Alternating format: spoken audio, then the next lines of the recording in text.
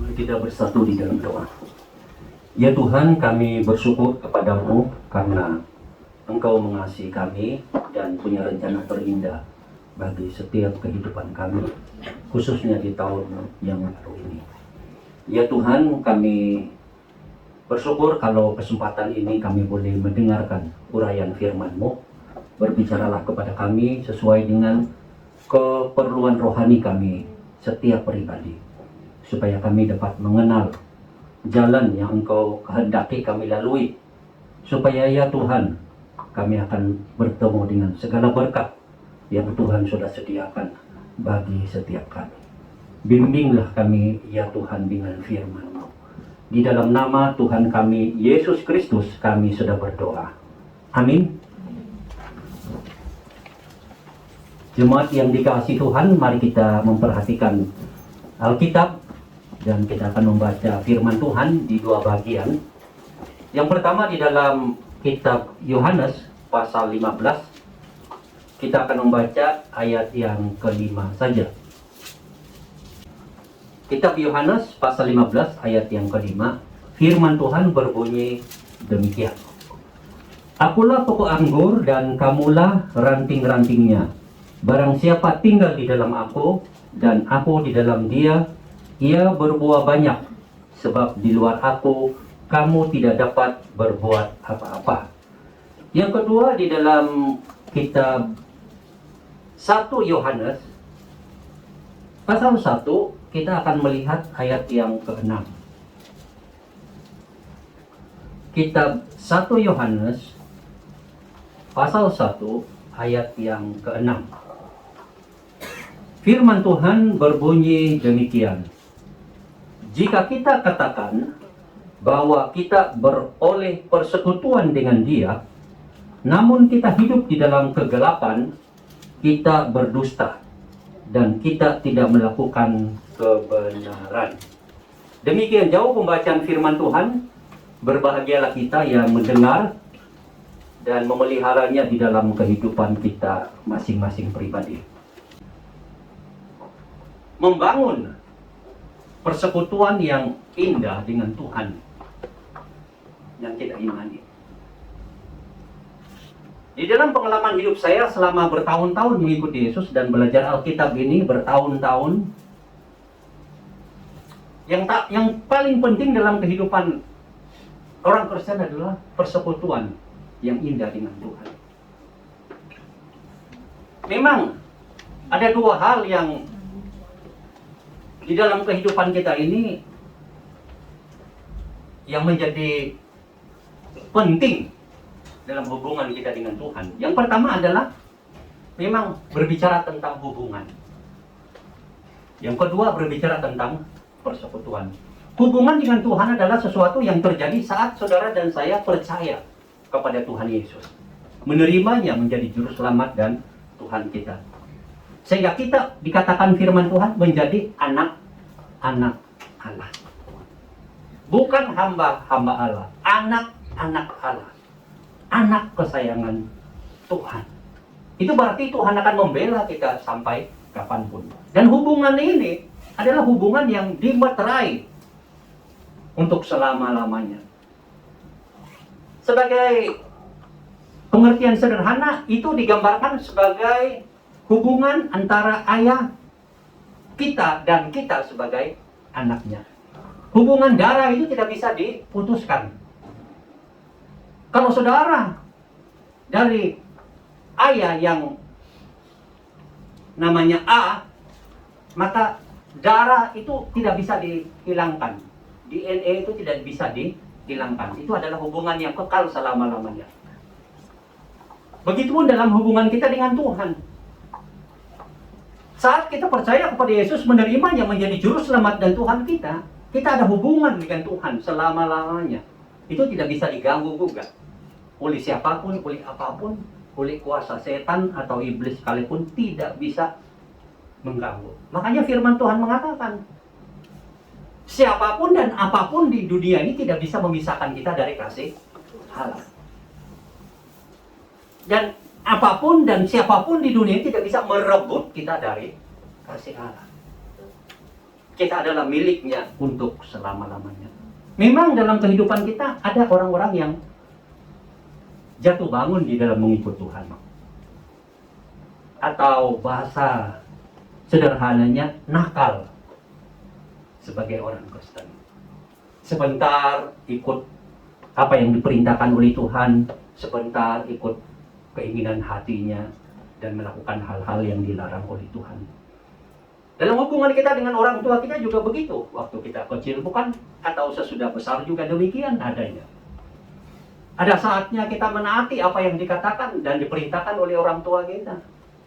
Tapi ada saatnya juga kita tidak mendengarkannya dan kita mau melakukan keinginan dan jalan kita sendiri. Sebagai anak-anak Tuhan yang punya hubungan yang tidak bisa diganggu-gugat dengan Tuhan ini, saat kita nakal, ingat firman Tuhan ini. Berbahagialah kamu yang dikasihi oleh Tuhan karena kamu akan dihajar olehnya. Orang tua kita kadang menghajar kita dengan pukulan, rotan kecil, kadang emosi mereka tak terkendali. Tapi tujuan sebenarnya adalah membangun dan membantu kita menjadi anak yang baik. Tidak ada ayah yang berusaha membunuh kita. Kecuali ayah yang memang ada masalah kejiwaan dan sebagainya. Tuhan juga demikian. Saat kita menjadi anak-anaknya, kita nakal melakukan keinginan kita sendiri, menyukai apa yang kita sukai, tidak menaati apa yang diperintahkan oleh Tuhan, diajarkan oleh Tuhan. Tuhan akan menghajar kita habis-habisan. Dan hajaran itu kita harus terima bahwa maksud Tuhan itu adalah kasih. Dia mengasihi kita sehingga dia menghajar kita supaya kita berada di jalan yang benar, di jalan yang baik, di jalan yang penuh berkat. Kadang kita berpikir bahwa dengan jalan sendiri ini aku penuh berkat. Dengan mencari dunia ini aku penuh berkat. Dengan melakukan segala macam dosa di dunia ini aku penuh berkat. Itu pikiran kita, itu pikiran manusia. Tetapi bagi Tuhan, itu adalah kesesatan dan itu akan menghancurkan. Membuat hidup kita lebih hancur dan tidak dapat menikmati sama sekali kasih Tuhan. Berkat-berkat yang Tuhan sediakan. Bukan Tuhan tidak mengasihi, bukan Tuhan tidak memberikan berkat, tapi kita tidak alami sama sekali. Kenapa? Karena kita menjalani kehidupan ini dengan jalan kita sendiri. Kemauan kita sendiri. Kepandaian kita sendiri. Keangkuhan kita sendiri. Bahkan kita melakukan hal-hal yang tidak sesuai dengan ajaran Tuhan. Makanya Tuhan menghajar kita. Nah, ini hubungan yang terus terjadi di dalam kehidupan kita selama-lamanya. Tetapi saat kita melakukan sesuatu menurut hikmat kita, kemampuan kita, keinginan kita, apapun bentuknya, apakah itu hal baik atau hal dosa, itu berbicara soal hal yang kedua, yaitu persekutuan kita dengan Tuhan rusak. Kalau anak di dalam keluarga itu dengan ayahnya memang hubungannya sudah tidak bisa diganggu-gugat, tetapi persekutuan mereka bisa terganggu. Misalnya, saat anak itu mau jalan sendiri, melakukan apa yang diinginkannya, tidak mendengar ayahnya, aku sudah bosan dengan ayah, aku tidak mau dengar apa yang ayah mau katakan, aku mau jalan sendiri.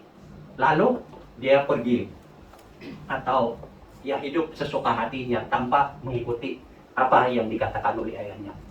Hubungan mereka tetap ada, ayah dan anak, tetapi persekutuan mereka itu sudah rusak, sudah tidak indah. Dalam persekutuan kita dengan Tuhan juga demikian. Saat saudara dan saya melakukan segala sesuatu di dunia ini menurut pikiran kita, hati kita, entah itu hal-hal baik kita lakukan, atau apalagi itu adalah hal-hal dosa.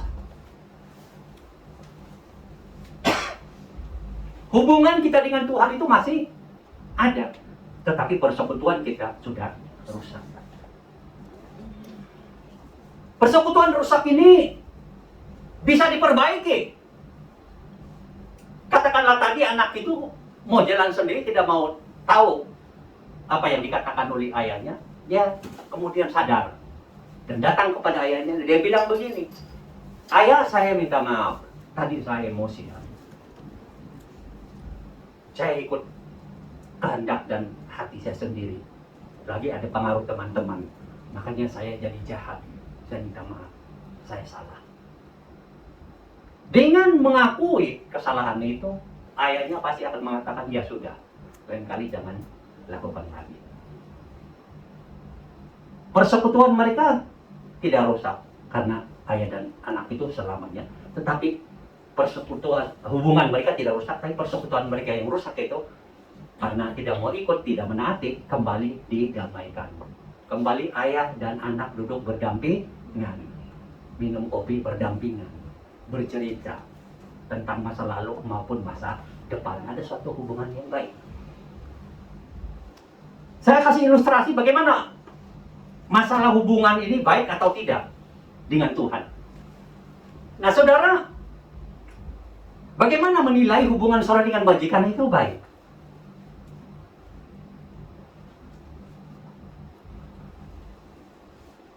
Begini,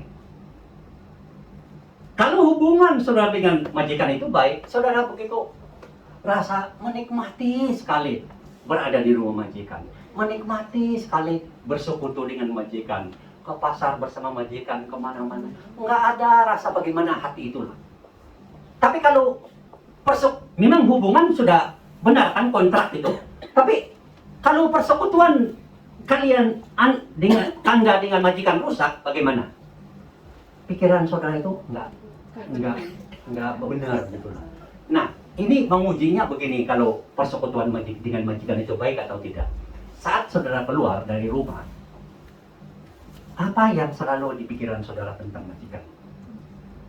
Selalu marah-marah, mengutuk, mempersalahkan, menghitung hal-hal kecil, segala keburukan majikan yang sudah pikirkan, itu berarti persekutuan dengan majikan enggak rusak. Atau kalian bertemu dengan teman, apa yang saudara sharingkan atau saksikan kepada teman-teman tentang majikanmu? Hal-hal baik, itu berarti hubungan saudara dengan majikan baik. Tapi segala cerita saudara dari A sampai Z, semua hal buruk, itu berarti persekutuan saudara dengan majikan sudah rusak atau tidak harmonis lah, tidak baik. Karena apa? Saudara memiliki pemikiran yang buruk atau keinginan-keinginan yang buruk yang saudara inginkan dan ceritakan kepada banyak orang. Saudara lupa bahwa majikan saudara itu sebenarnya begitu baik, memberikan gaji kepada saudara tiap bulan. Penyelamat, Pak. Memberikan gaji kepada saudara tiap bulan. Begitu. Kalau saudara di Indonesia mungkin tidak akan dapat uang sebanyak itu, walaupun dalam 2 bulan, 3 bulan, bahkan setahun. Tapi di sini sebulan aja uangnya bersih gitu loh, ya kan? Tapi itu semua dilupakan karena ada persekutuan yang rusak. Nah, di dalam hubungan, di dalam persekutuan kita dengan Tuhan bisa terjadi seperti itu. Di tahun 2023 ini, mari kita perhatikan masalah persekutuan kita dengan Tuhan ini, apakah harmonis atau tidak? Apakah baik atau tidak? Kalau memang tidak, kita perbaiki. Jangan terus-menerus merusak atau menjalani kehidupan yang rusak dengan Tuhan. Nah, di dalam firman Tuhan yang kita baca tadi tentang pokok anggur, ya, dan caranya, itu adalah hubungan. Tetapi juga berbicara soal persekutuan. Apa itu persekutuan? Pohon itu dengan akarnya membawa air ke seluruh bagian dari pohon itu, termasuk ke carang-carangnya. Begitu. Jadi segala yang dibutuhkan yang berbentuk pupuk organik itu atau yang diberikan itu, semua diberikan kepada bagian-bagian yang lain. Nah, itu persekutuan yang indah. Sementara carang itu juga penting bagi pohon. Karena daun itu harus ada untuk memproses apa? Fotosintesis kan? Jadi ada matahari, ada daun, dan terjadilah fotosintesis dan pembentukan makanan dan seterusnya yang dibutuhkan oleh seluruh bagian tubuh. Jadi ada satu persekutuan yang indah. Tapi bayangkan kalau ada sesuatu yang buruk terjadi, dahan itu tiba-tiba mau jalan sendiri, kan tidak bisa. Dia akan mati. Tidak ada air, tidak ada makanan yang dari pupuk dan sebagainya. Atau pohon itu mau jalan sendiri juga tidak bisa, harus ada daun-daun. Kecuali pohon tertentu yang tidak ada daun, dia masih hidup dalam satu jangka tertentu. Tapi kalau terus-menerus kayaknya tidak. Kayak pohon-pohon di tempat yang dingin, pada musim dingin, minus 20, dia masih berdiri. Tidak ada daun, udah kayak mati kalau kita lihat dengan mata kasar kita. Tapi waktu selesai musim dingin, tumbuh dia. Nah, tapi ada jangka waktunya. Nah, ini ada suatu indah di dalam persekutuan. Nah, di dalam Tuhan juga begitu. Tuhan memberikan segala berkat yang hebat kepada kita. Sebagai anak-anaknya, itu akan kita alami. Kasih dan pengampunan Tuhan kita akan alami terus-menerus di dalam kehidupan kita. Masalah, kenapa banyak orang Kristen atau ada orang Kristen yang sudah percaya kepada Tuhan, sudah terlibat di dalam kebaktian, ibadah, belajar Alkitab, tetapi tidak mengalami indahnya Tuhan Yesus itu, indahnya Tuhan itu. Kenapa? Ini persekutuannya dengan Tuhan sudah rusak. Kebanyakan masalahnya adalah dia mau jalan sendiri dengan pikirannya, akalnya, kemauannya, keinginannya terhadap apa saja. Dia baik itu keinginan untuk berbuat baik tetapi terlepas dari Tuhan, dia lakukan. Atau keinginannya untuk berbuat dosa, sebanyak-banyak dosa yang dia melakukan.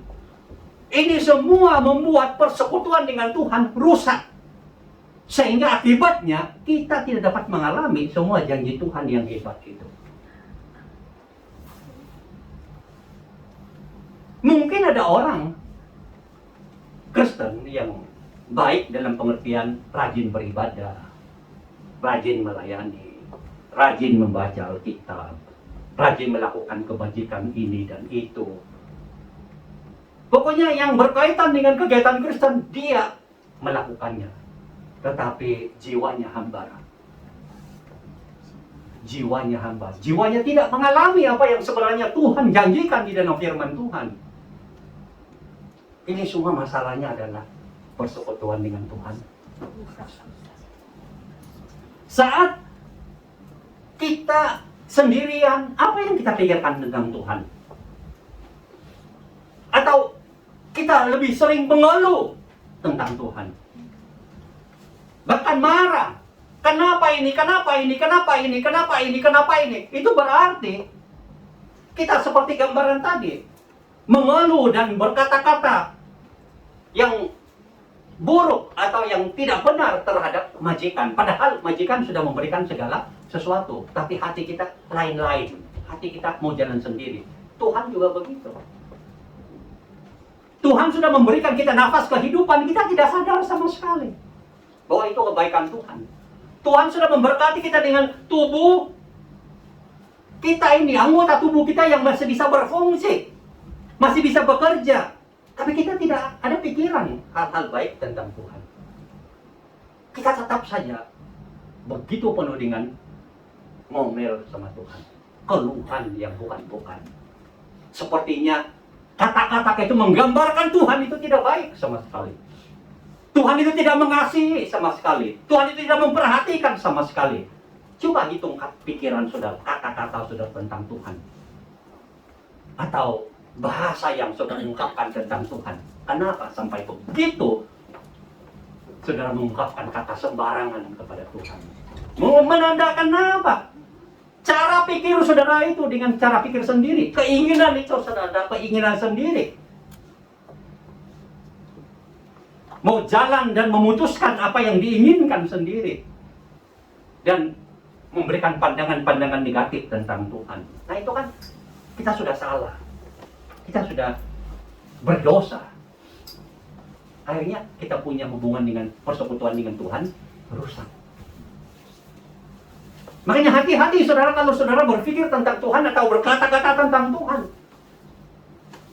Itu saudara mengatakan sesuatu seolah-olah Tuhan itu tidak baik, tidak mengasihi dan sebagainya. Padahal Tuhan itu sudah memberikan segala-galanya kepada saudara.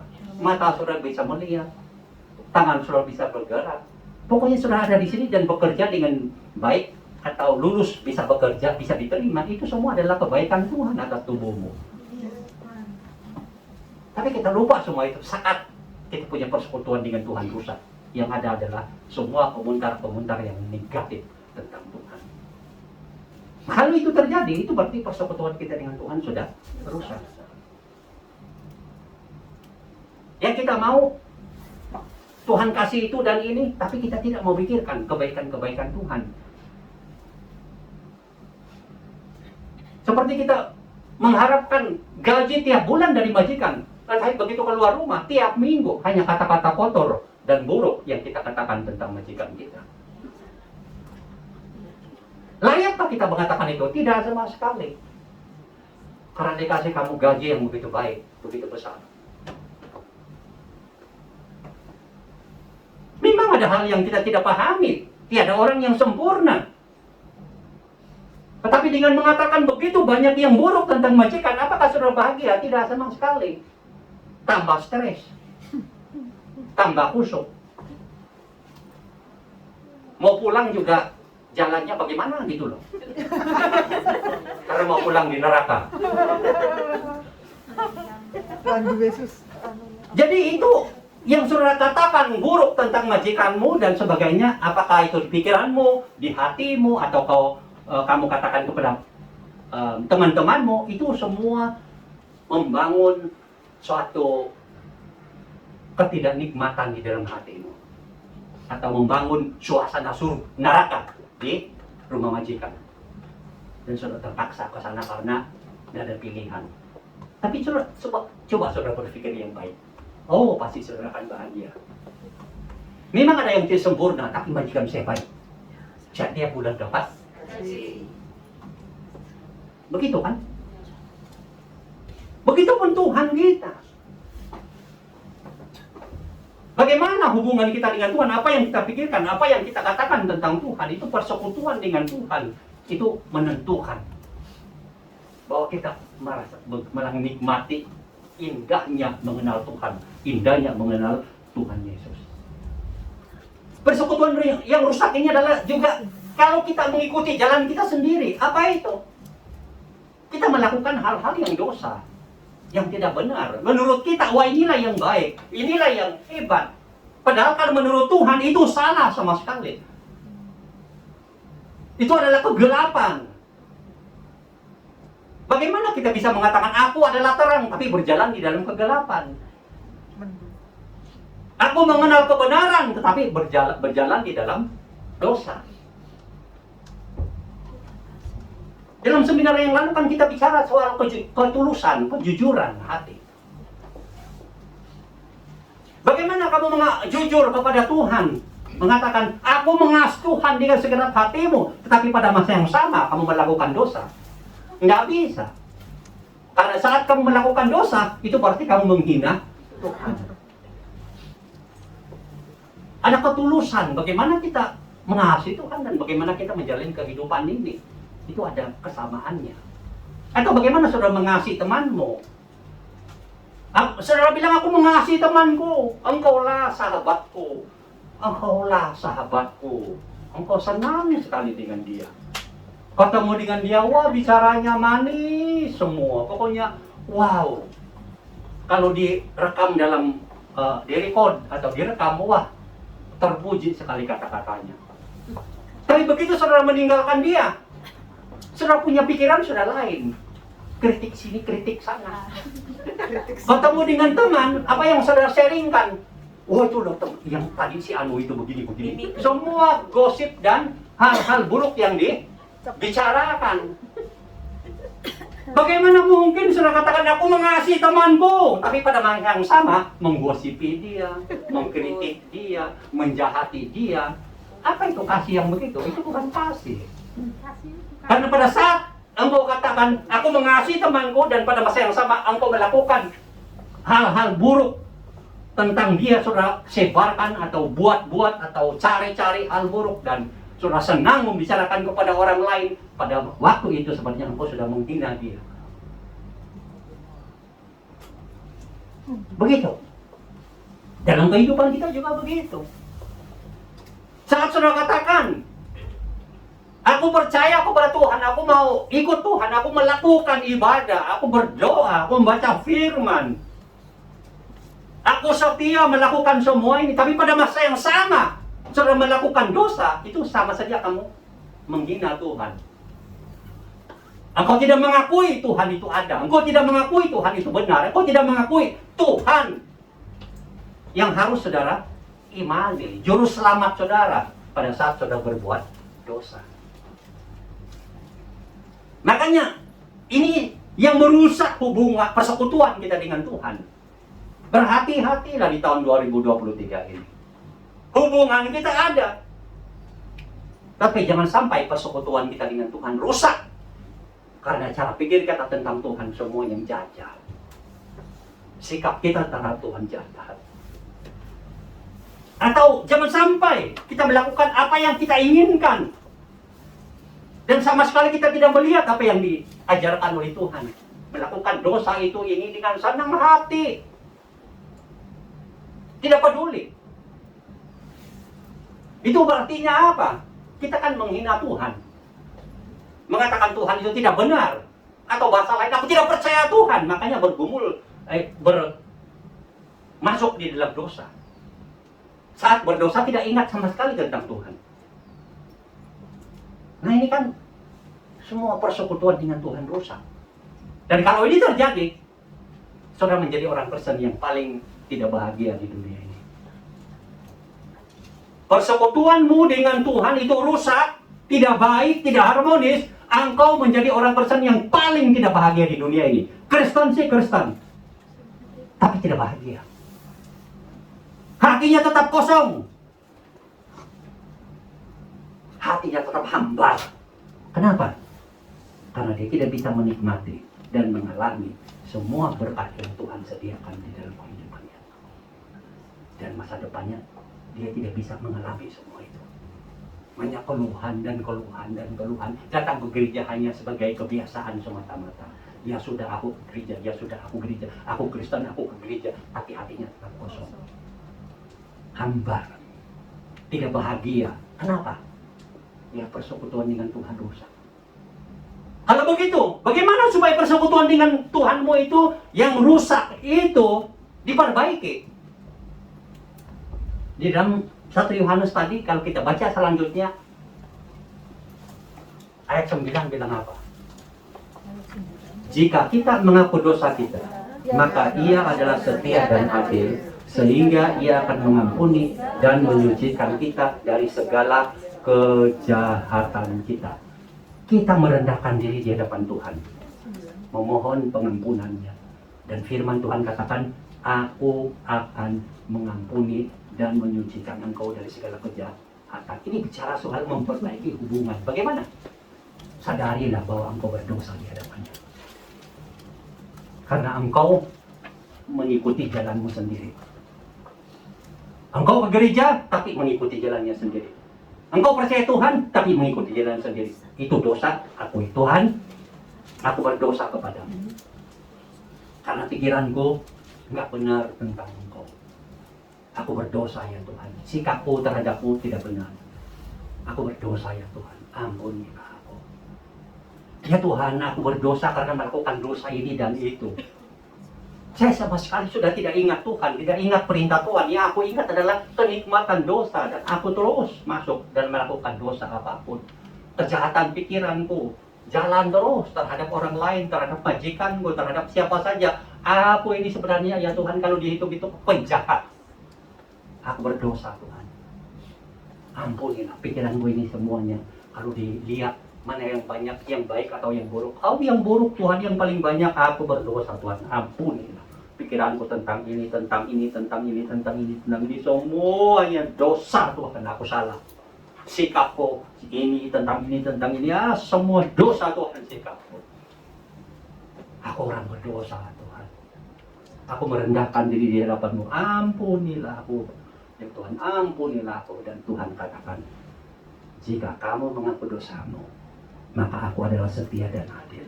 Sehingga aku akan mengampuni dan menyucikan engkau dari segala kejahatanmu. Dosamu diampuni, disucikan. Saat itu, saudara kemudian datang kepada Tuhan. Oh Tuhan, aku membuka hatiku. Biarlah Roh-Mu yang kudus kembali menguasai hatiku, memimpin hatiku, supaya aku berjalan di jalan-Mu. Supaya aku kembali seperti ranting yang mendapatkan segala sumber kehidupan dari pohon itu. Aku mau Tuhan mengalami ini semua. Segala berkat yang begitu banyak Tuhan janjikan dan limpahkan kepada anak-anak-Mu, aku mau mengalami semuanya itu Tuhan. Biarlah aku memiliki persekutuan yang indah dengan Engkau. Bahwa kasih dan pengampunan-Mu aku alami. Bimbingan dan petunjuk-Mu aku alami. Damai, sejahtera, dan kebahagiaan yang Engkau berikan kepadaku, aku dapat alami. Dan Tuhan akan memberikan itu semua kepada kita. Dalam tahun 2023 ini, jagalah persekutuan-Mu dengan Tuhan. Supaya baik selalu. Dan Engkau akan menikmati Dia berlipat ganda di dalam hatimu, di dalam hidupmu. Bagi saudara yang belum percaya kepada Tuhan Yesus, ambil keputusan. Aku mau percaya Yesus. Supaya hidupku ini mengalami pengampunan dari segala dosa dan salahku. Dan aku mendapat kebahagiaan yang sejati di dalam hatiku. Supaya sungguh kebahagiaan sejati itu aku alami. Tuhan memberkati kita semua. Mari kita berdoa.